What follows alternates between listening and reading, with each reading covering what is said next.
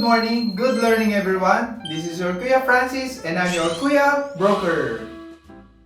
So dahil pinag-usapan natin ang extrajudicial settlement sa last video, pag-usapan na din po natin ang order of succession. So ang extrajudicial settlement ay process sa pag-distribute ng valuable things at properties ng namatay. Kung medyo complicated po ang tanong nila, maigi po magpakonsulta po tayo sa isang abogado. Ang i-discuss ko po sa kanila today ay simple at according lang po sa aming research tungkol sa kung sino ang dapat magmana. Ano po ba ang succession?